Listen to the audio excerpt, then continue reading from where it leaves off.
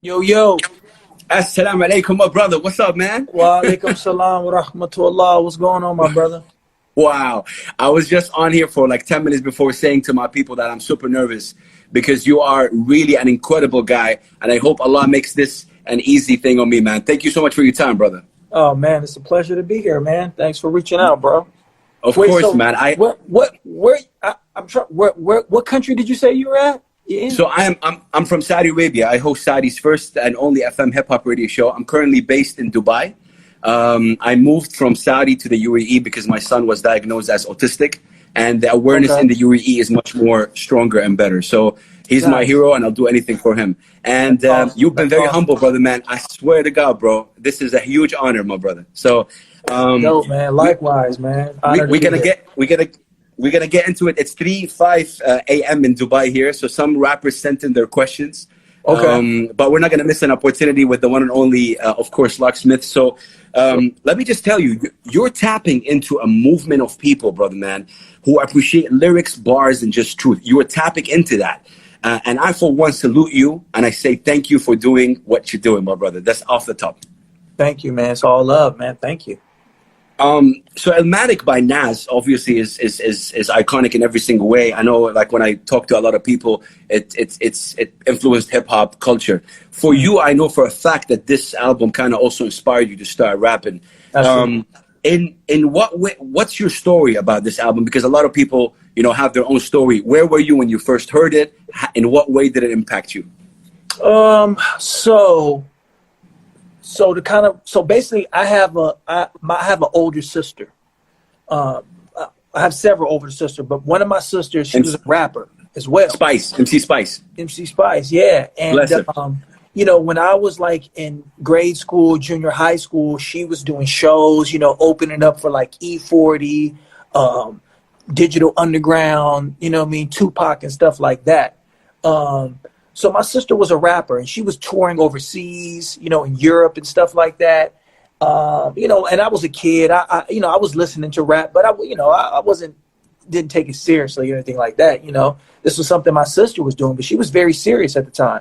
And she performed at a showcase, and she came back from the showcase and said, the first time I ever heard the name Nas, she was like, "Yeah, I just came back from we had this big showcase in San Francisco, and everybody was talking about this kid, this guy named Nas. He's supposed to be this, da-da-da-da-da." You know what I mean? And I was just like, I think I heard about that. And then when I went to school, my best friend, he was just like, "Yo, it's this new dude, Nas. Everybody's saying he's going to be the next dopest rapper, Q-Tip, Large Professor, all this kind of stuff." And I wasn't like a huge hip hop head at the time. I mean, I followed hip hop, but I wasn't like a head. You know what I mean? Like, so that was my first. And then by the time he got the tape and he played it, and we used to play it in my father's car, Wow. and on our way to school or on our way after school. By this time, I'm in high school.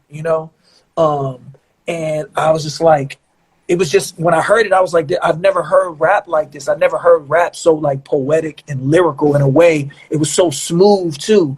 And the way he was using, the way he was describing things in his neighborhood and his life, but doing it in such a poetic way, it just appealed to me. And I was just like, so that was, Wow. when I heard that, it made me be like, I don't know, rap became something way more just cool to me, like something I wanted to try, something I thought was just like, if I could rap, I would try to rap like that. You know what I mean? Man, mashallah, man, this is beautiful. Locksmith, when did you go from like a Dawood Ali to Locksmith? When did that happen? Well, obviously, Dawood Ali, that's my name. My God-given name, my parents gave me.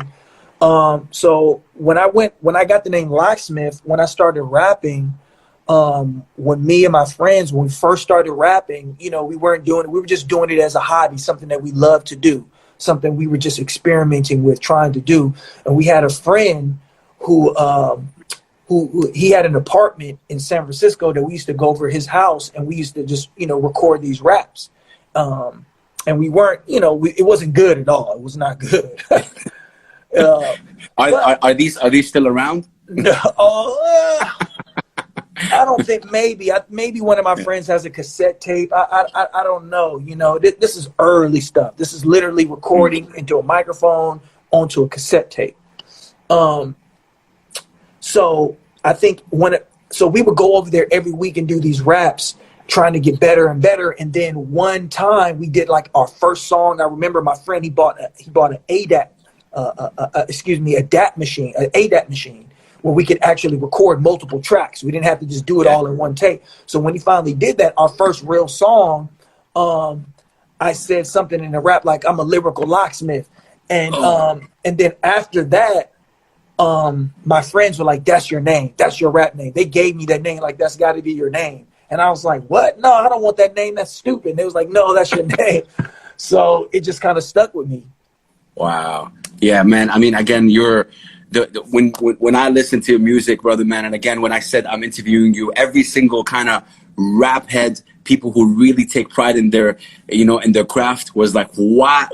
They couldn't believe it, man. And, a lot of people in the Middle East are going to see this interview when they wake up, hopefully, but I didn't want to miss this. Obviously, brother, man, in what way did battle rap kind of push you to your music career or in your music career? Well, battle rap is a funny thing. So I was already recording and making raps before battle rap. Okay. Wow. Before I did battle rap, I didn't start doing battle rap first. I was making music first. I didn't even know what battle rap was. I mean, at that time when battle rap wasn't even called battle rap. It was just rapping. Like, I don't even know how to describe it. I've been doing this for a while. So the way I didn't even know I could battle rap, I stumbled into battle rapping. I can't remember, we're talking about, almost 20 years ago, 15 years ago or something. I can't even remember exactly when. But so basically what happened was the Source magazine used to have this thing called Unsigned Hype. Yeah. And we always wanted to be an Unsigned Hype. Me and my friends, we wanted it. That was because, Biggie had been Unsigned Hype. All these people had got discovered, or at least we thought, through Unsigned Hype. So we were making our demos that we were recording at our friend's house in his closet, and we were sending them to Unsigned Hype. And we were just trying to like, man, did they hear our demo? They got to hear us. So finally, they used to have a magazine. They had a number in the back of the magazine where you could call the number in the Source. So I called the number, and we were like, hey, did you guys hear our did you hear our demo? Did you hear our songs? And they were like, yeah, man, these are guys? Oh, you guys from California? Yeah. And it was like, well, look, man, we thought you guys were really good, but there's this guy, he's this white rapper. He's working with Dr. Dre. And we're like, well, who is that? We don't who a white rapper. And come to find out, that was Eminem, So this is before Eminem. Wow. So they were like, so we're going to give it to this guy, this white rapper from Detroit. But, you guys didn't win it this time. But, and we were like, oh, man, we're probably better than him. You know what I mean? And but they were like, check this out. We have this thing where Unsigned Hype is going to be coming to different cities. What city you're in? Well, we're like, well, we're in the Bay Area. And it was like, oh, well, we're coming to the San Francisco area, Unsigned Hype. So if you guys want to meet us there, we're going to be coming. We're like, oh, okay, we'll come. So they had this thing where they had an Unsigned Hype tour where the Source magazine would go all these different cities, LA, San Francisco, New York, Detroit, Chicago, So we were like, oh, okay, we're going to come to the one in the Bay Area. So we had been ready. So it was like a month away. We're like, okay, we're getting ready. We're recording these new songs. We're going to get our demo ready. We're going to have all this night. So it was at the mall. So we went to the mall with our demo early in the morning. Like, we're going to be the first person there. And we get there and we give them their tape. Like, hey, here's our tape. And they were like, what do you mean? Here's your tape. We're like, yeah, this is Unsigned. He was like, nah, man, this is a battle. We were like, what? So we didn't even know what battling was. I never even knew what battling was or anything like that. I was just like, huh? And and they were like, yeah, this is a battle. So basically what it was even at that point, I didn't understand what I was doing. I didn't know what it was. So basically it was just a bunch of rappers there, and everybody would sign their name on the list, and maybe like 200-300 people. You just get up there, you have 30 seconds to rap. And if you were good enough, the judges would pick you to move on to like the 30 or 40 people that would battle each other. So I got up there, mind you, I had never freestyled in front of, I don't think I ever even grabbed a microphone in front of people like that before. Wow. I grabbed the microphone and I started rapping, and everybody was like, "Oh!" I had never did anything like that before, but I got up there, and just because I think I just naturally had an ability where I felt comfortable holding a mic and getting in front of a mic, and I didn't feel any fear. You know what I mean? SubhanAllah. I just grabbed the microphone. I just went up there and I spit some raps, all just off the top of the dome, freestyles. And they were like, "Yo, you're going to the next round." They was like, "What's your name?" And I was like, "Locksmith." And they were like, "Oh, that's a dope name." And I was like, "Really? Okay." You know what I mean? So then I went on to the battle, and then we had the battle, and I've never battled before, but I just was, it was just like, all right, so you're going to battle him, and, MC, whatever. And I just, I saw him, and I would look at him. If he was, I remember I battled this really one young dude, and I was just like, oh, he's younger than me. He's like a kid. I think I battled it was like some 13-year-old kid or something, or 14-year-old kid. So I just talked about how young he was. I just made a bunch of jokes about how young he was. And people was like, oh. So I ended up beating everybody, and I got all the way to the last round where it's me and this other guy, and I didn't win. Because I remember I was really disappointed because the winner, whoever won, would get to go to New York and represent. Oof. So, but I didn't end up winning. But everybody's like, "Yo, Locksmith, you were the best." And after that, I developed a reputation. Like everybody in the area, like, "Yo, that's that kid Locksmith," and you know what I mean. So I developed, and at that point, I didn't even know I could battle rap. It's just something that happened, Man, mashallah. First of all, thank you so much for sharing this, man, in such details. Sure. Shout out to everybody here. If you don't mind, maybe we'll talk a little bit few more and then ask questions from the audience. You can drop it at the question box. Whatever you want to do. Locksmith, I actually just want to tell you that I still can't believe this is happening. For me, this is like a real moment, brother. I just want to say that.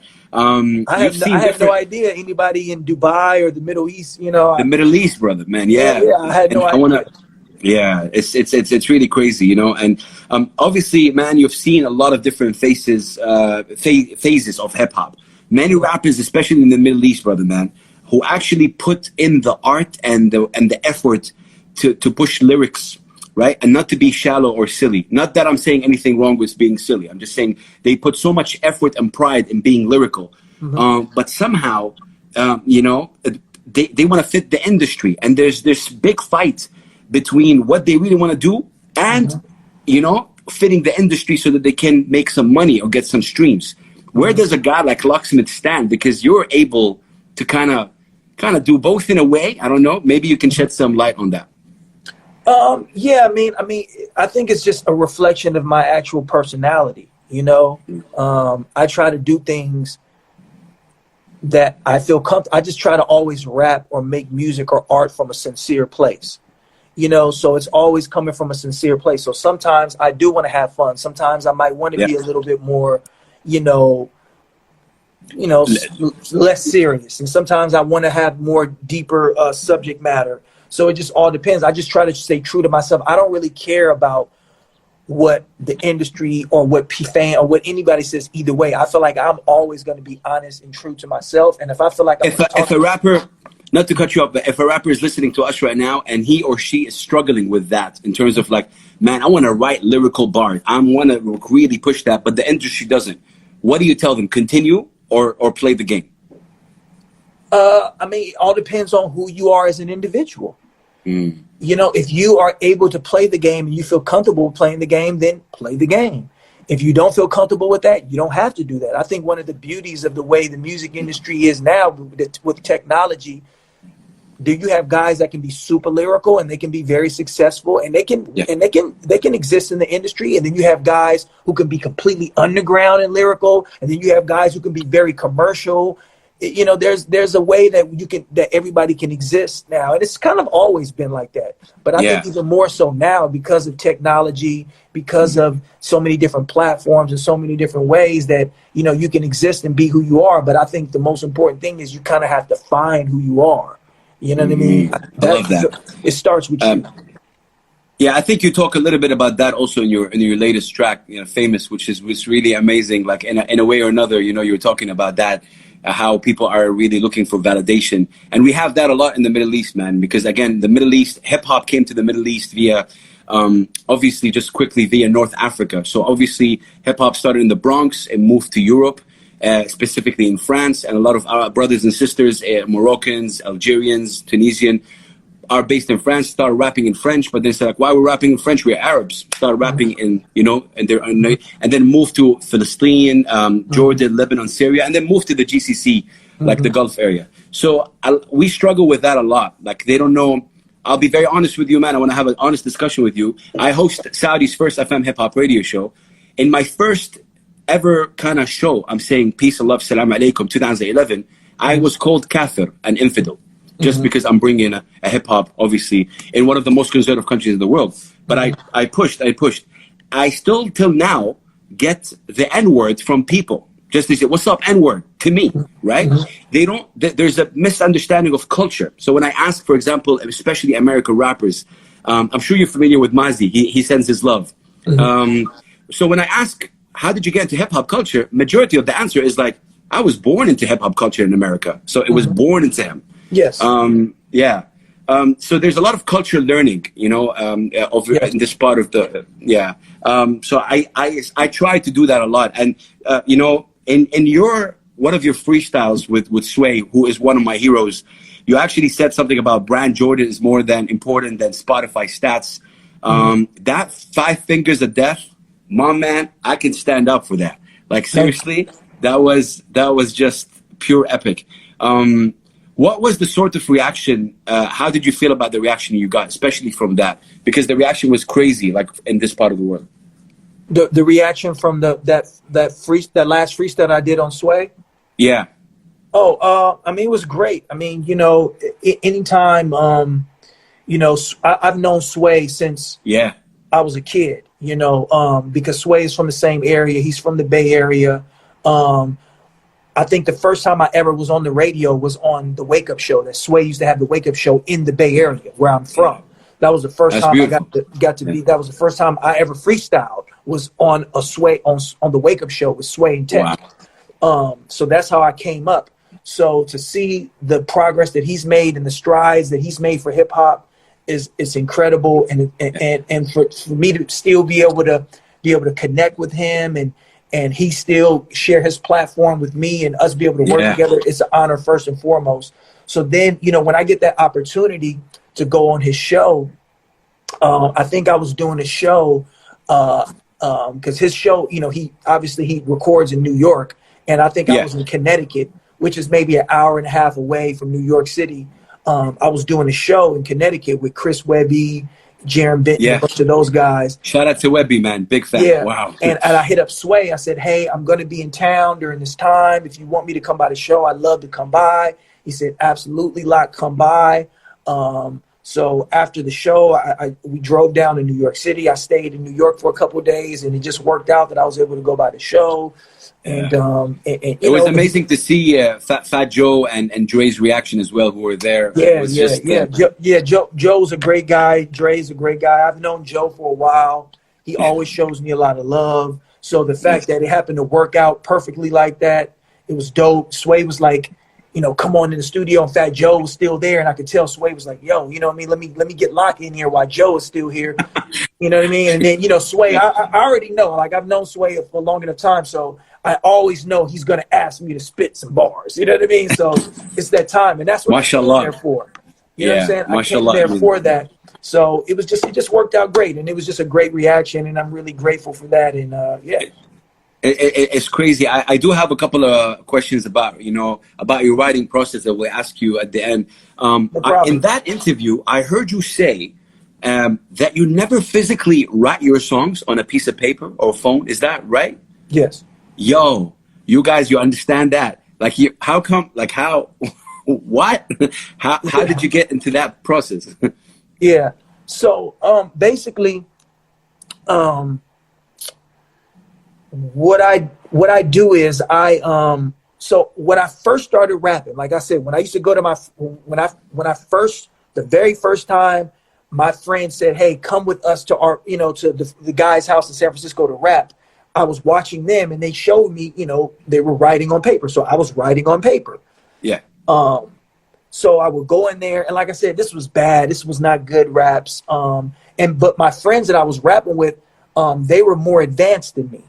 So when they would get up and rap, their rap sounded good and their handwriting looked so good. My handwriting was sloppy, so I never liked it.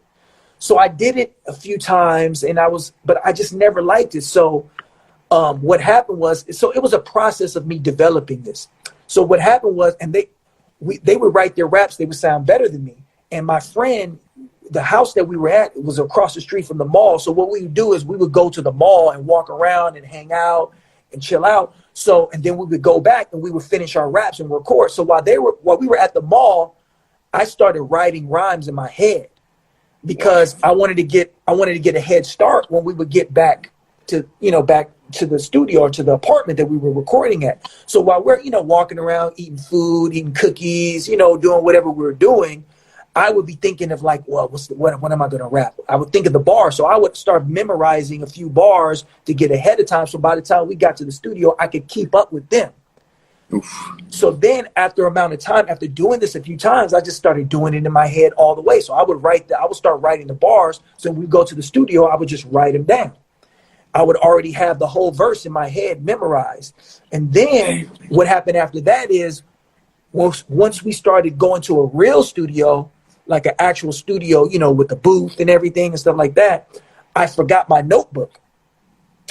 So I was just like, damn, what am I going to do? And I was like, well, I already have it memorized anyway. I don't really need the notebook. So I just recorded it. And when I did that, something clicked. Like I felt better, or it sounded better than I ever sounded before. Like it felt more natural. And even though I may not have remembered exactly what I wrote, I was like, I feel like this is whatever I'm saying is what I'm supposed to say. So ever since then, I just stopped writing it down completely.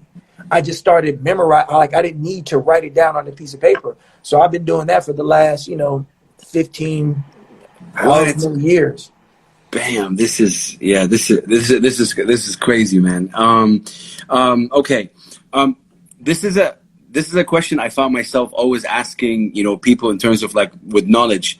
Does it bother you that sometimes hip hop needs to be defended?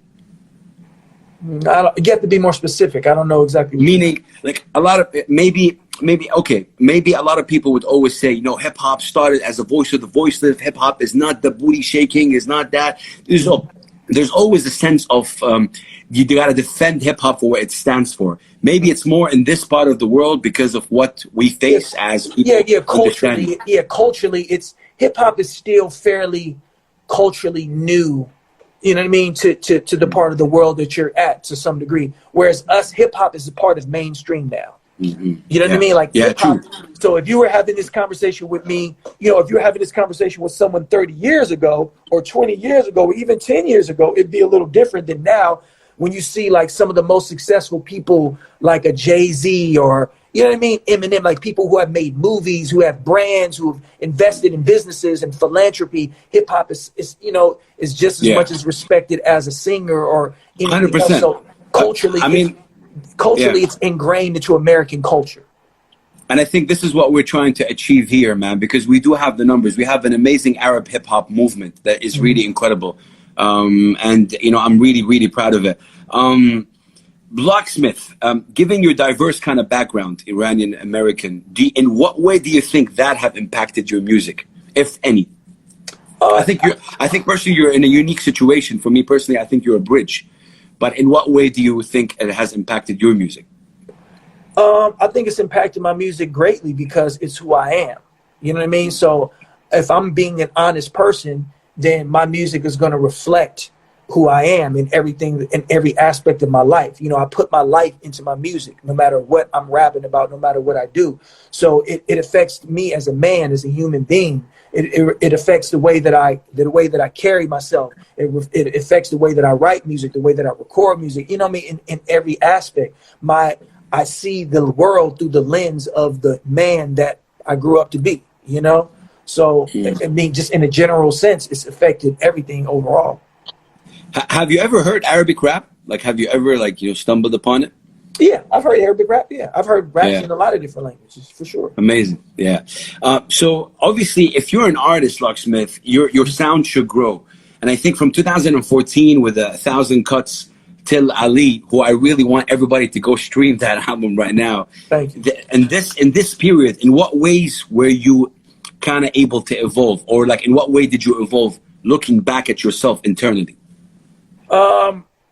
you know, hopefully as you grow as an adult, as a man, you mature, you go through certain experience, and through those experience, hopefully you gain wisdom. You know what I mean? The way you look at, you know, the way you view your life, the way you look at the world as a whole, hopefully you can view it through a lens of wisdom, and you can share that wisdom in a certain way through your music.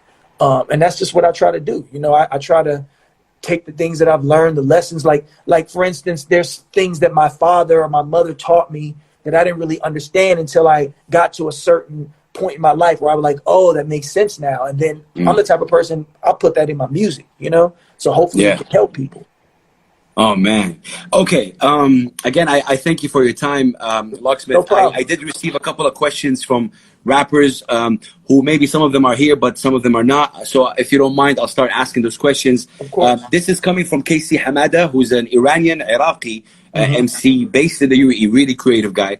He's asking, do you ever feel like you're running out of things to write? And if so, how do you fight that off?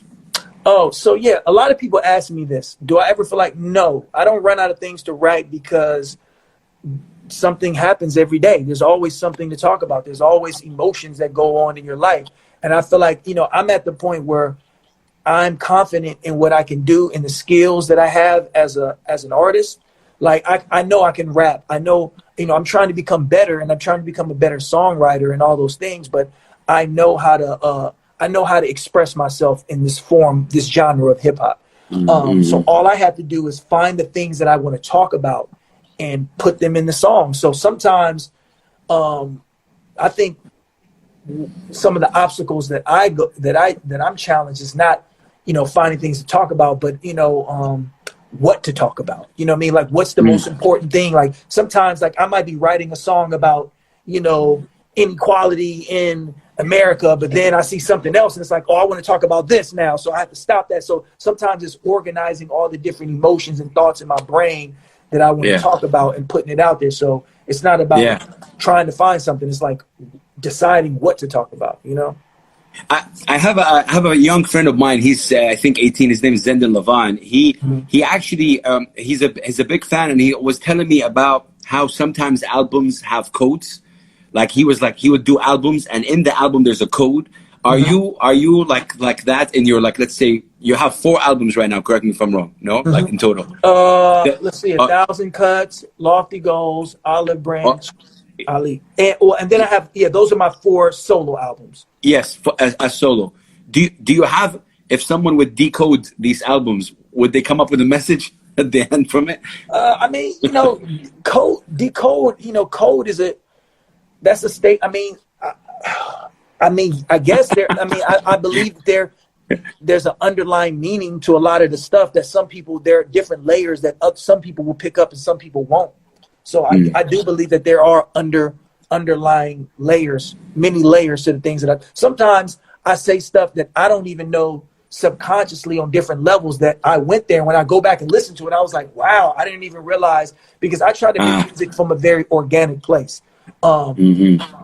So when sometimes people point out certain meanings or underlying, I'm like, sometimes they're wrong, and then sometimes I'll be like, yo, subconsciously maybe I didn't really even realize I was doing that, because it comes from a very, you know, I don't know, I feel like it's a spiritual place, you know.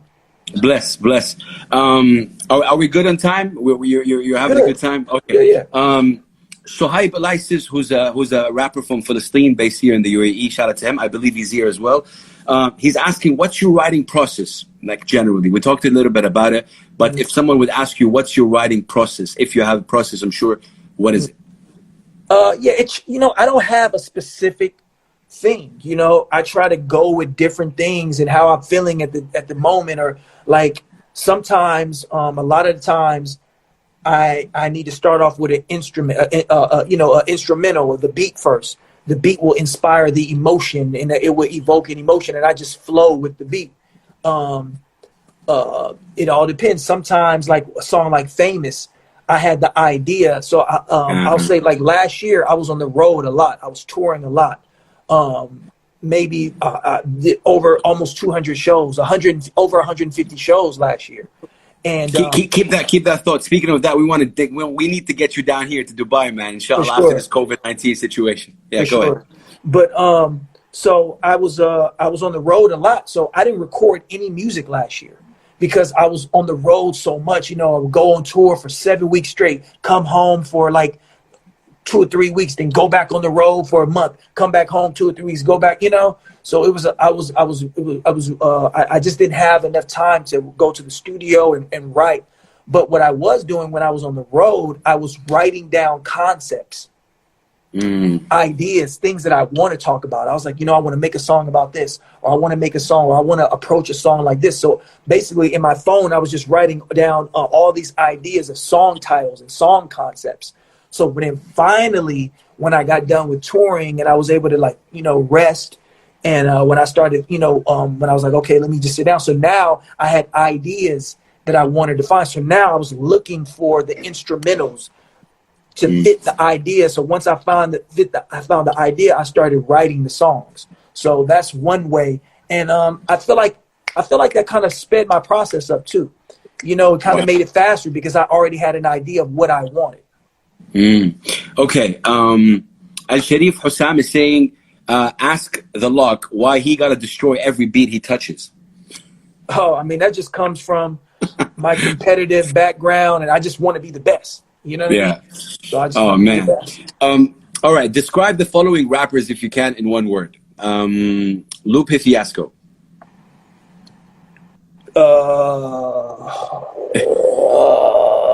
Damn, Lupe Fiasco. He's just technical, poetical. You know what I mean? He's just supreme. King Los. King Los. Yeah. Freestyle maniac. Yeah. Exhibit. My homie. Rascass. West Coast poet. Nice. Sway. My big brother. Man. R.A. the Rugged Man. My brother. Amazing. All right. So I have some questions right here in the box quickly. So, all right. This is a question from KK. And he's actually asking, for some reason I can't post it. Okay. Do you ever feel like you're running out of things to write? And how do you fight that? I think we spoke about that. Yeah, KK is a singer, songwriter based in the UAE right here. This is a question from Official Ins, who is an Iraqi rapper here in the UAE. Can you show us what you got up on that wall? Okay, this is some stuff that my father brought back. I think one my father brought back from Iran, and the other one, another one of my friends who's kind of like a mentor, brought it back from Qom, Iran. He went and studied theology in Qom. So these are, one is ayat from Quran, and then the other one is just says Allah. You know what I mean? Mashallah, mashallah. This is a question from Flamingo's podcast. Can we know Locksmith's top 5 dead or alive and top 5 of the new school? If you can give us a rundown. My top 5 all time: Tupac, Nas, Ice Cube. Wow, that's 3. It's always the 4th and the 5th. I know who number 1 is. I'm just trying to think of who was my other one. It just kind of goes back and forth, you know. Yeah. KRS-One. Oh. You know, like BDP, early KRS-One. You know, like that. Yeah. Let's just say KRS-One. And number 1 is Jay-Z. Wow, man. Okay, amazing.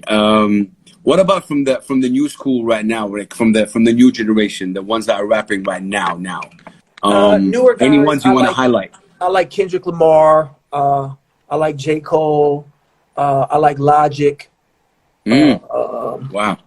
Another really young guy, YB and Corday. I like him. Trying to think of a 5th.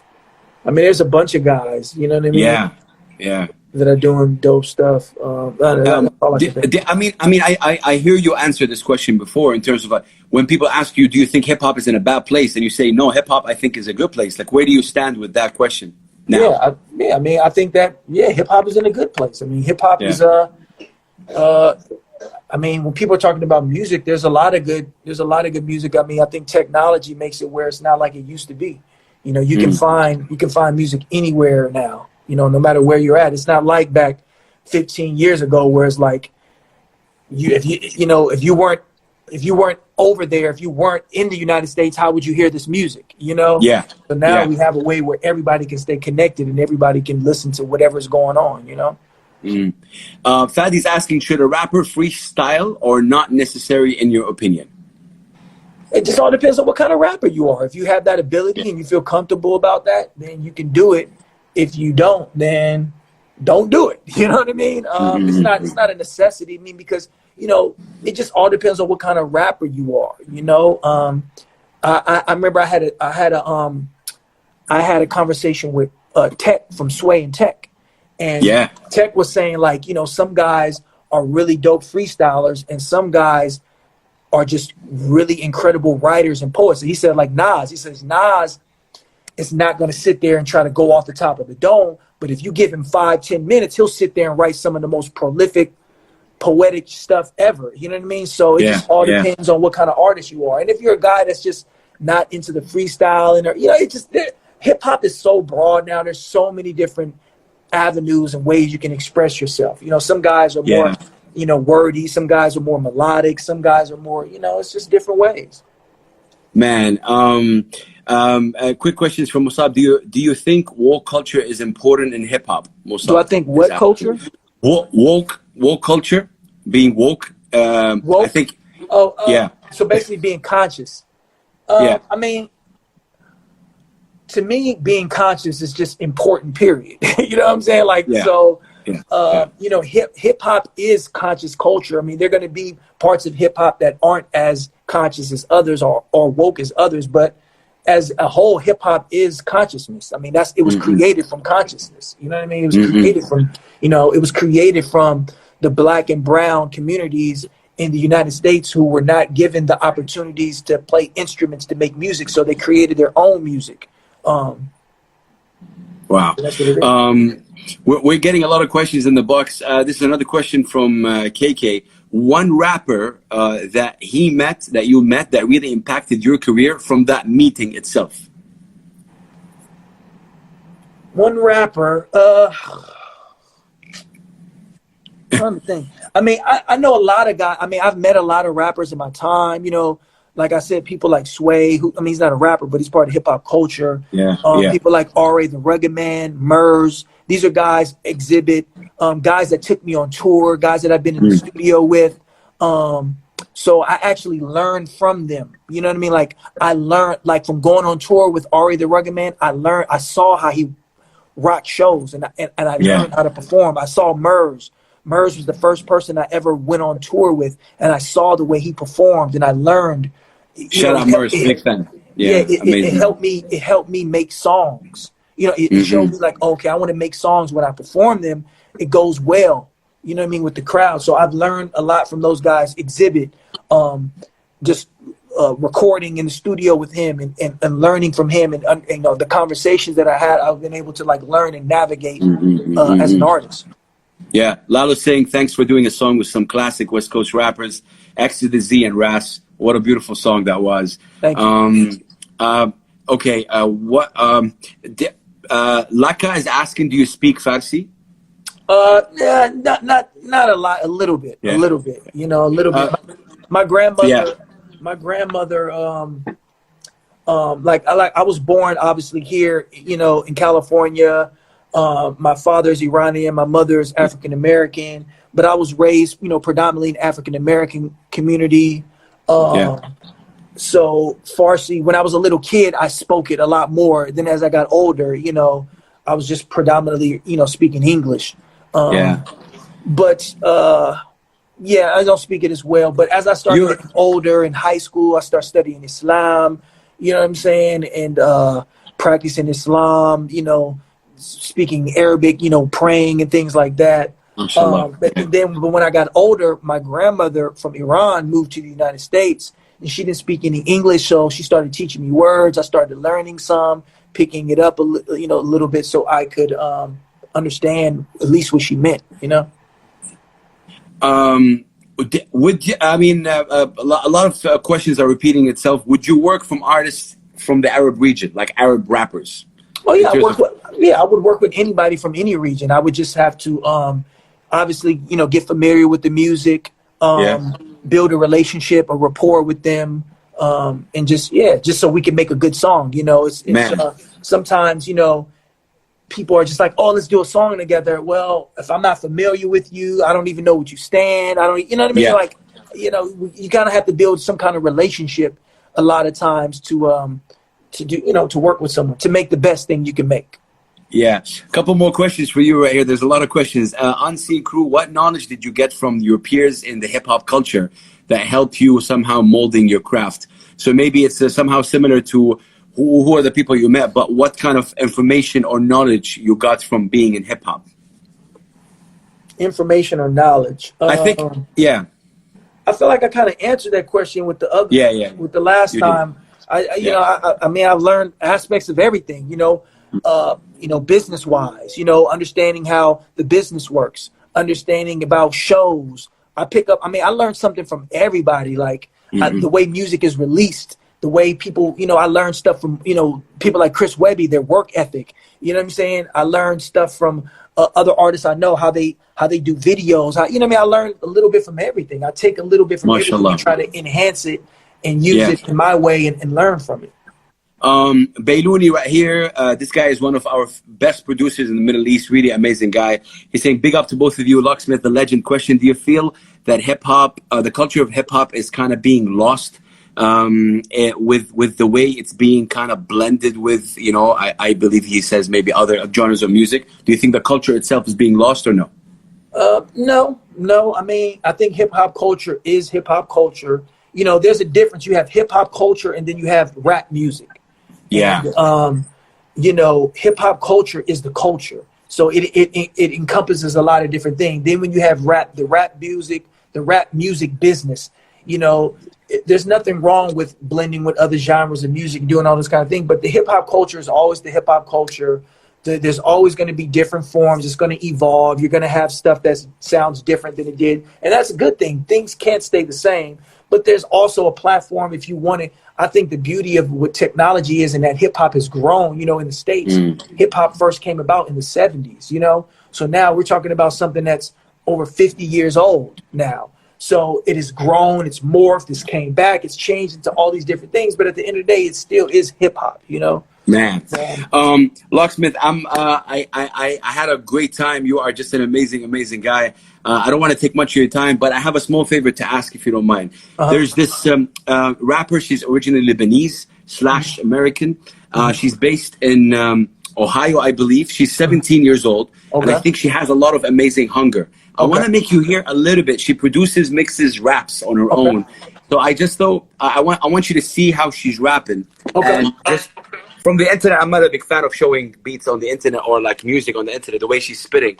And I would love to hear kind of your reaction. So her name is actually Little G Fresh, and that's her.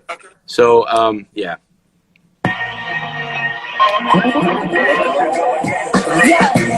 I work with any producer. Your bank account shows them like your teller was Medusa. Taking the joy ride, I'm in the battle cruiser. I'm schooling you guys, might as well call me a tutor.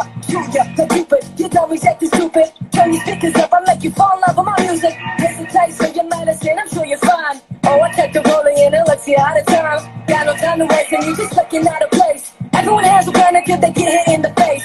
808 songs get slapped by the bass. I just broke the bank and everybody's in a chase. Wait, just stay at home. This quarantine shit got me watching Home Alone. I'm scrolling through the gram, I'm on bunch of mobile phone. I'm on this rest, but it's time to go up the dome. Don't not get it, everybody, I'm a black shot. Wrap it off, I never get it, I'm a cop shot. What you want from me? I ain't get it honestly. Everybody knows you're not winning up this lottery. What do you think? Dope. Nah, she's got a lot of potential. I mean, you know, 17 years old. Yeah, she's actually here. I love her hunger, and she's like really. I would love if you honor me. I would love to send you some sort of playlist anytime that you listen to. Whenever you're free, of Arab rappers that you can just check out. Sure. Man, it's really been a huge honor. If there's anything you'd like to say to Arab MCs, Arab rappers, and the Middle East and North Africa, the air is yours right now, brother man. What would you say? I just say, man, thank you guys for embracing me, showing me love. Keep pushing the culture forward. Keep loving what you're doing. Be sincere to yourself. Put Allah first, and everything else will fall into place. Yeah, we're huge fans of you, man. We're gonna support you.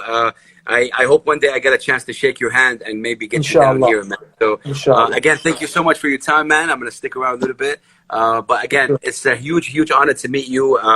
I've started this journey in 2007 with a blog called Revolt, and then launched Saudi's first FM hip hop radio show in 2011. Still doing it, and played a couple of music throughout the years. So it's just surreal to meet the artist and the human being. So again, just before Locksmith goes, you guys, I want everybody to send him fire right now to Locksmith as he leaves. Appreciate it, man. Much love. Thank you so much, my brother, man, and have a beautiful time. I hope you too, man. Ramadan Mubarak too. Ramadan Kareem. I hope we get out of this COVID-19, and just meet hopefully one day, my brother. Thanks, man. All right, my brother. Salam alaikum, my brother. Thanks. Wa alaikum salam. Peace.